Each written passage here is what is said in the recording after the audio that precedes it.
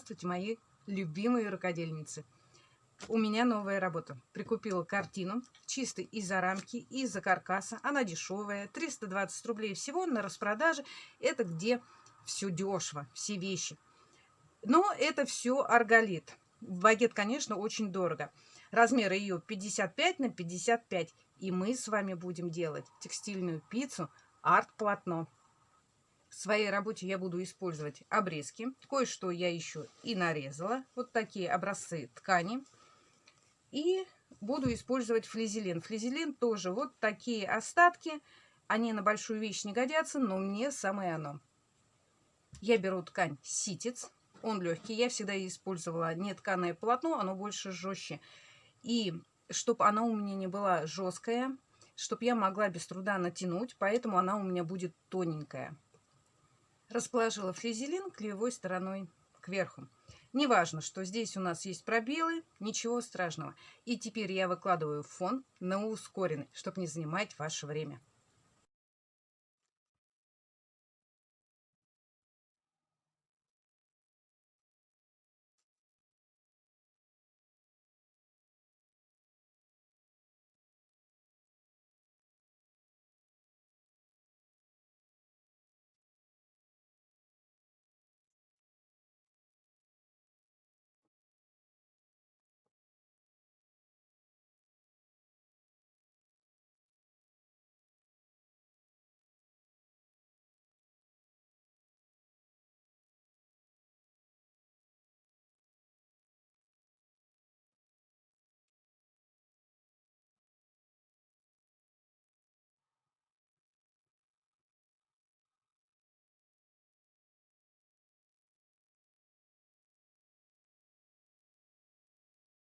Вот что у меня получается, девчоночки.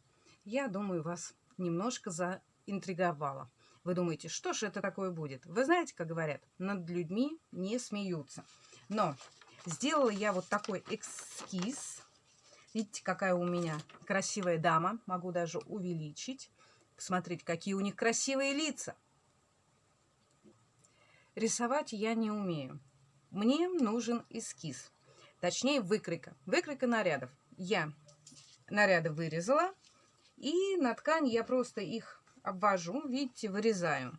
И потом уже разложив сам наряд, я буду подгонять голову и руки. Так намного проще. Руки и голову делать очень-очень сложно. Возможно, придется переделывать.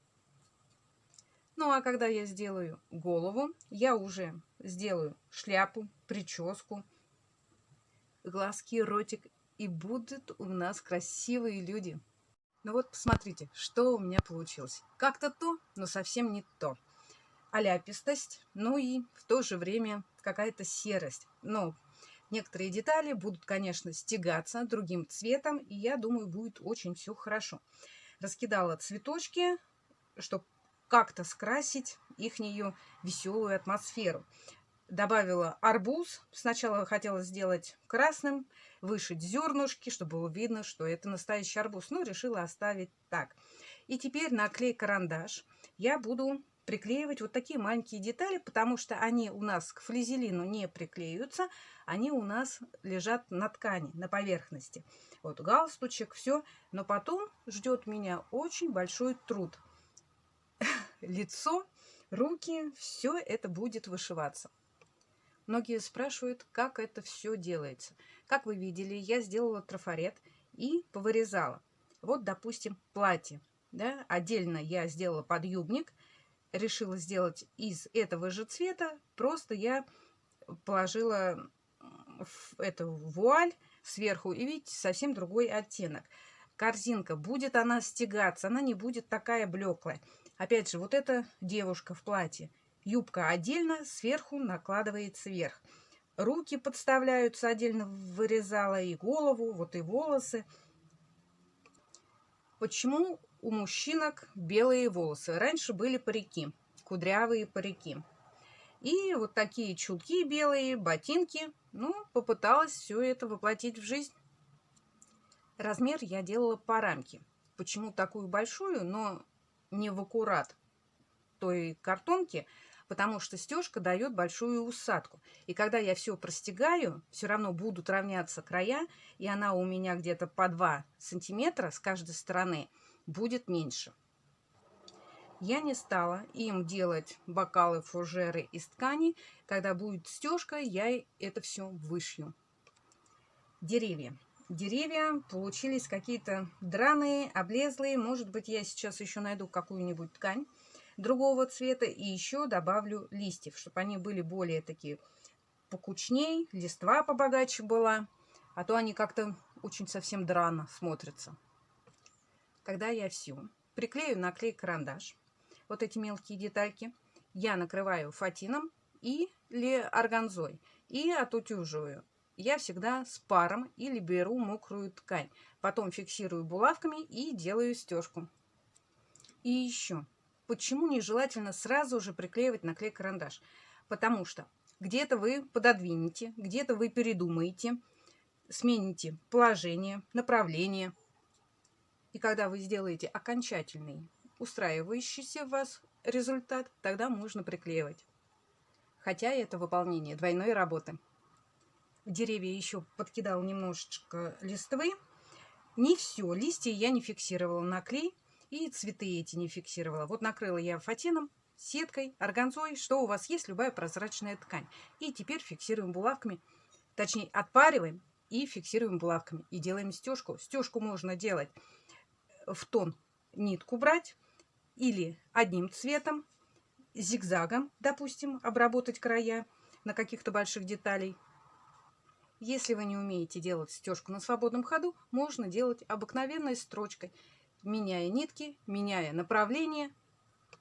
Ваша задача зафиксировать все лоскуты, чтобы в процессе использования они у вас никуда не девались, не смещались. Если это у вас картина, панно, ничего страшного, но если это наволочка или какая-то другая вещица, изделие, мало ли она, может быть, стираться будет, вы должны обязательно все закрепить хорошо. Когда я фиксирую булавками, допустим, здесь, я стараюсь захватить несколько сразу деталек из-за того, чтобы меньше было булавок. Вот сейчас я захватила бант, лицо и жилет. Ну, а на платье этой мадам получилось мужчина, да? Я захватила одной булавкой платье, руку и рукав. Когда вы фиксируете булавками, вы также должны зафиксировать по периметру, потому что когда будете делать стежку, где-то что-то у вас может отсюда повыскакивать, и ткань будет деформироваться. Зафиксировала булавками, приступая к стежке. Но все-таки мне нравится. Посмотрите, что у меня получилось. Моя работа готова всего лишь на 90%. Эти 10% это мой ручной будет труд. Отделка бисером, разные вышивка нитками. Это занимает очень-очень много времени.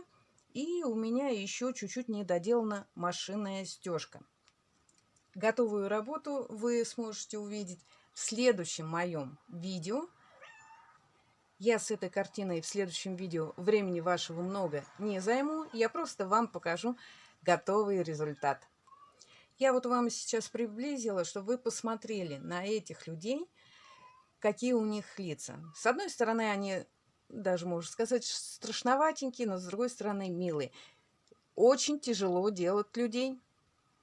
Конечно, люди с художественным образованием или люди, кто занимается давно в этой технике, они найдут очень много ошибок и разных таких недоразумений. Но так как я любительница, мне все нравится. Я учусь, я стараюсь, я пробую фантазировать, вырезать что-то такое, ну, раскладывать эти маленькие лоскуточки. Это надо иметь усидчивость. И не каждому это дано. Обязательно пишите свои комментарии, что вам понравилось, что не понравилось. Принимаю все. Конечно, советы, я учту их. И вы спросите, откуда такая тема для картины? А вот откуда. Это моя любимая картина. Вышивала я ее бисером, назвала я ее «Пирушка». Посмотрите, здесь сидят и наблюдает за этой молодежью амуры. Ну, конечно, я их сделать точно не смогла бы, но хочу сказать, что это была наволочка, которая стоила 40 рублей. Они двухсторонние, блеклые, некрасивые, ну, совсем невзрачные. И я решила вот расшить бисером. И она у меня висит на стене.